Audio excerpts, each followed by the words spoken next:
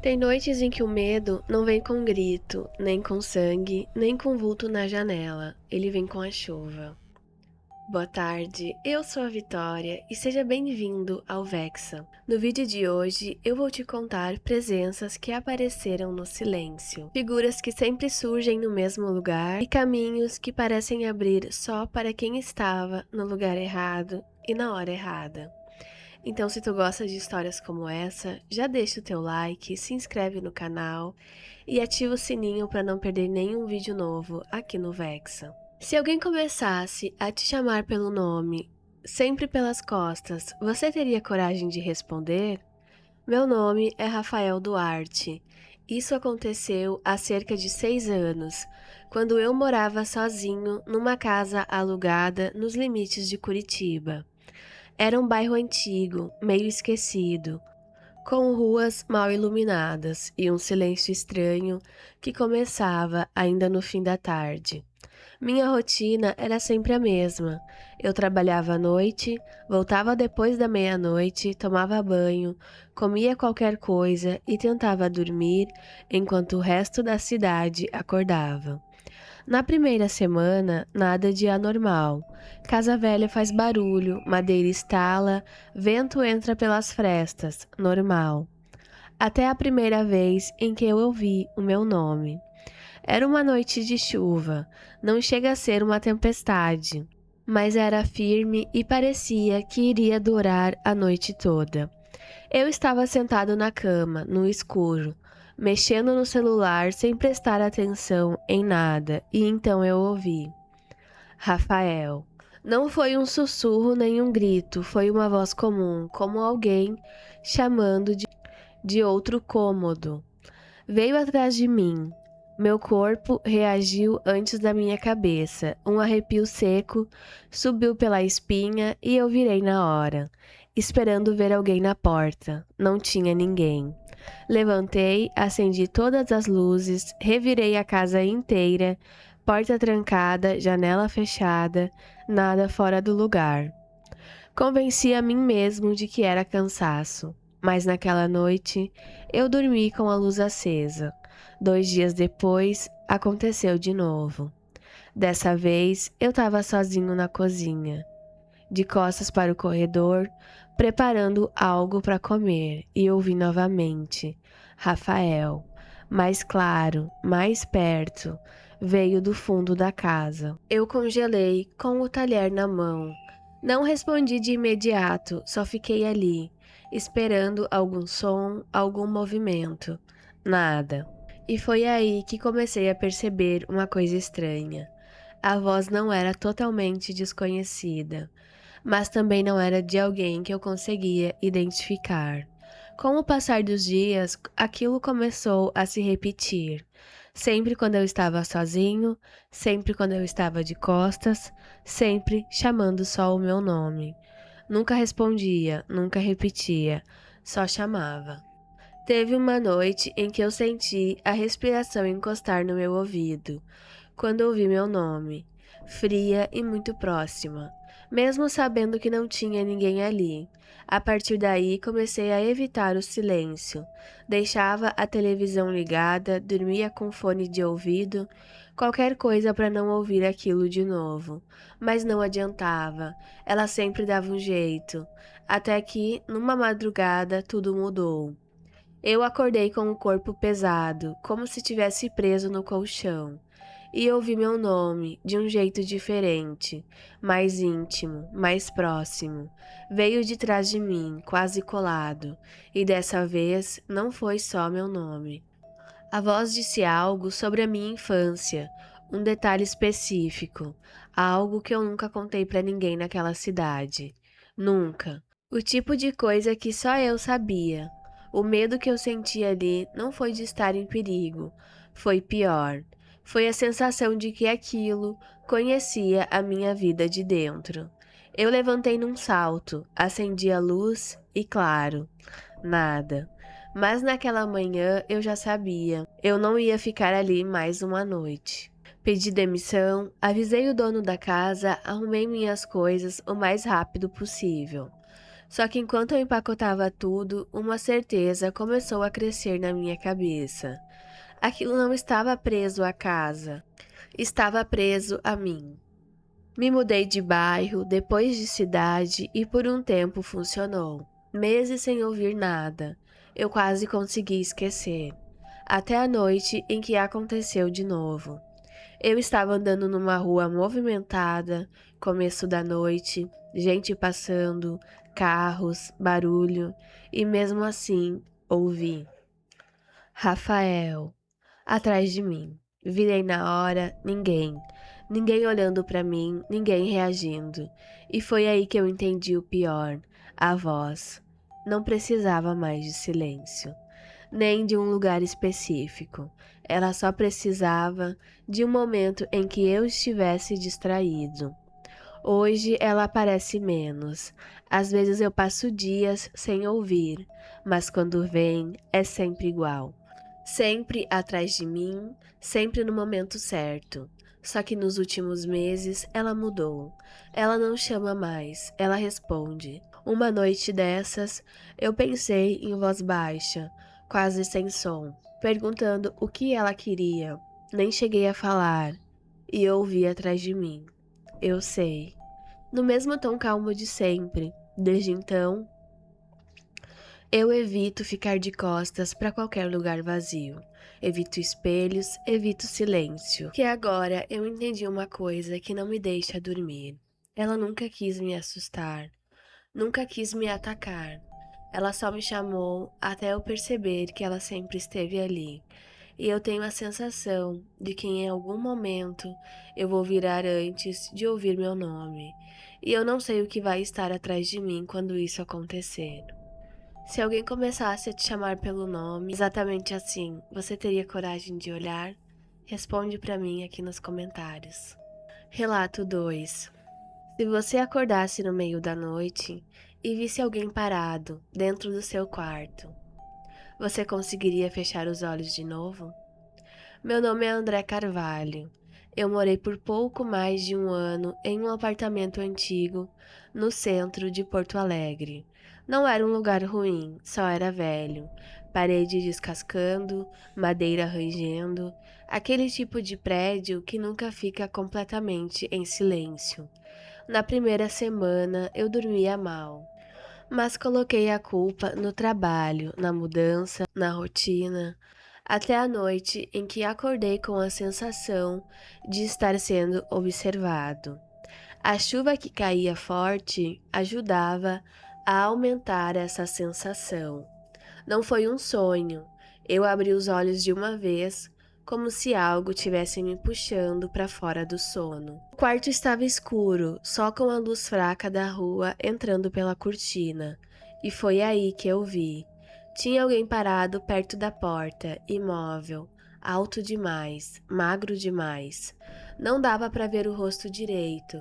A sombra parecia esconder, como se a escuridão tivesse ali de propósito. Eu pensei que ainda estivesse sonhando. Piscar não fez desaparecer. Esfregar os olhos também não. Eu só fiquei olhando, sem conseguir me mexer. O medo não veio de imediato.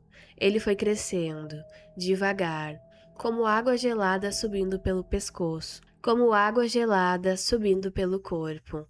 Até que eu fechei os olhos com força. Quando abri de novo, não tinha mais ninguém. No dia seguinte, eu me convenci de que era paralisia do sono. Era a explicação mais fácil.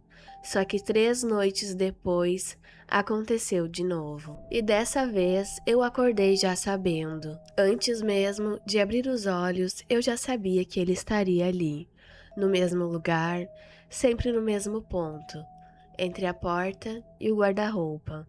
Quando eu olhei, ele estava lá, parado, observando. Eu tive certeza de uma coisa: aquilo não era um erro do meu cérebro. Com o passar das semanas, ele começou a aparecer mais vezes. Nunca todas as noites, sempre intercalado, como se seguisse um ritmo próprio, e sempre no mesmo lugar. Até que uma madrugada algo mudou. O quarto parecia mais escuro que o normal e ele estava lá, mas dessa vez a cabeça dele estava levemente inclinada. Foi um detalhe pequeno, mas suficiente para me gelar completamente. Logo depois, comecei a ouvir um zumbido, baixo, quase imperceptível. Não vinha de fora. Parecia dentro da minha cabeça. Tentei me mexer, não consegui. O som tinha um padrão, não era aleatório, parecia respiração. Na manhã seguinte, eu encontrei algo no chão, bem no ponto onde ele sempre ficava. A madeira estava escurecida, como se tivesse sido pressionada por muito tempo. Tentei limpar, não saiu. Depois disso, as coisas pioraram. Ele começou a aparecer mais perto, um passo à frente do lugar de sempre. Foi pouco, mas suficiente, porque quebrou qualquer sensação de segurança que eu ainda tinha. E foi nessa fase que eu vi o rosto dele melhor.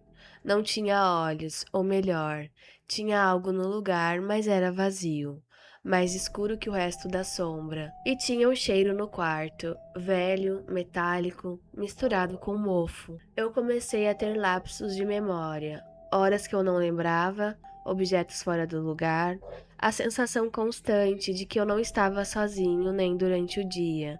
Na última noite, naquele apartamento, eu acordei com um estalo seco, e ele não estava no lugar de sempre. Foi aí que o pânico veio de verdade.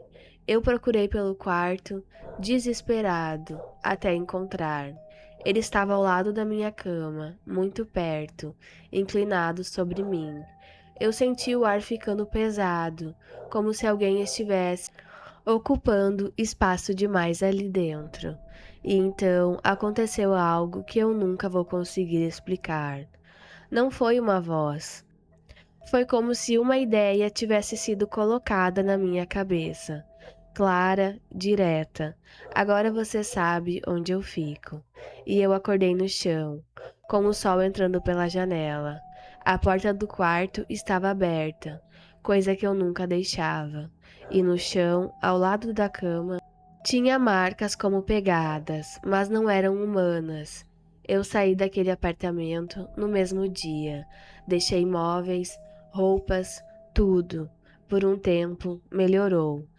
Eu consegui dormir, o silêncio voltou a ser só silêncio. Até semana passada. Eu acordei de madrugada, no meu apartamento novo, outra cidade, outro prédio, e por alguns segundos eu achei que estava tudo bem, até perceber uma coisa. O canto do quarto era exatamente igual, mesmo formato, mesma posição, e na parede, naquele ponto específico, tinha uma mancha mais escura que o resto, como se algo tivesse ficado ali por muito tempo. Desde então, eu evito olhar para aquele canto, porque eu sei, com uma certeza que eu não consigo explicar, que ele não precisa mais aparecer e que na próxima vez que eu acordar de madrugada, ele não vai estar parado me observando. Ele vai estar exatamente onde eu estiver olhando. Comenta aqui embaixo se tu já teve paralisia do sono. Eu nunca tive, mas eu conheço uma pessoa que teve e diz que é horrível a sensação. Relato 3. Se um lugar simplesmente aparecesse para você, como sempre tivesse estado ali, você entraria? Meu nome é Marcelo Vieira. Isso aconteceu numa terça-feira à noite, voltando de um compromisso em Belo Horizonte. Já era tarde, eu estava cansado. Com a cabeça pesada, só queria chegar em casa. A chuva que caía sem dar uma trégua também não ajudava. O aplicativo de mapas indicava um endereço simples, numa região mais antiga da cidade, nada fora do normal. Por volta das 10 da noite, estacionei em frente ao número indicado. A rua era estreita, silenciosa demais para aquele horário. Postes antigos, luz amarelada, nenhum passo na rua, nenhuma janela acesa. O número estava lá, mas o lugar parecia errado. Era um prédio baixo, de concreto cru, sem placa, sem identificação. As janelas estavam abertas, mas não havia luz dentro. Mesmo assim, o aplicativo confirmava: você chegou ao seu destino. Eu pensei em ir embora, sério. Teve um momento em que algo dentro de mim disse para não sair do carro, mas eu ignorei. Como a gente sempre faz. Assim que pisei na calçada, senti. O ar ali era diferente. Não frio, não quente, pesado. Como se estivesse parado há muito tempo. Empurrei a porta de metal e ela abriu fácil, rangendo baixo. Do outro lado, um corredor, comprido demais, iluminado por lâmpadas fracas no teto. Chão de cimento manchado, velho, nenhuma recepção, nenhum som. Chamei por alguém. Minha voz não ecoou direito. Parecia que o som era engolido pelas paredes. Foi então que eu ouvi passos lentos e arrastados, vindos mais à frente. Eu congelei, e no mesmo instante o som parou, como se tivesse sido desligado.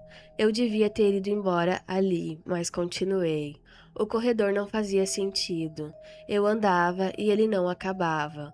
As portas ao lado eram todas iguais.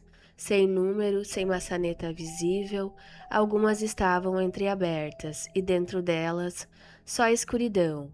Peguei o celular para usar a lanterna. A tela piscou e apagou. Sem sinal, sem bateria, mesmo estando carregado minutos antes. Foi aí que eu percebi outra coisa: o tempo. Parecia errado. Meu corpo estava lento, meu coração estava acelerado demais, e eu andava e parecia que não saía do lugar, até reconhecer uma mancha na parede. Passei por ela, continuei andando e passei por ela de novo. E de novo. Eu estava andando em círculos. Tentei voltar, não achei a porta de entrada. Ela simplesmente não estava mais lá. Em algum momento eu sentei no chão, cansado, confuso, sem saber há quanto tempo eu estava ali. Foi quando ouvi respiração atrás de mim, muito perto, pesada e irregular. Eu não me virei, eu não tive coragem. Fiquei ali parado, tentando não fazer barulho. O tempo passou, ou pelo menos pareceu passar. O corredor às vezes ficava mais estreito, outras vezes mais longo. As luzes piscavam, mas nunca apagavam. E o pior não era o medo, era a certeza de que eu não estava sozinho e de que aquilo sabia exatamente onde eu estava. Sem aviso, tudo mudou. Não foi gradual. Foi como trocar de cenário. De repente havia luz natural, janelas que não existiam antes, e no fim do corredor, uma porta de vidro. Eu levantei, confuso, com o corpo dolorido, como se tivesse dormido no chão. Empurrei a porta e saí. Era a mesma rua, os mesmos postes, as mesmas casas. Mas agora tinha gente, carros passando, barulho, vida. O sol já tinha nascido.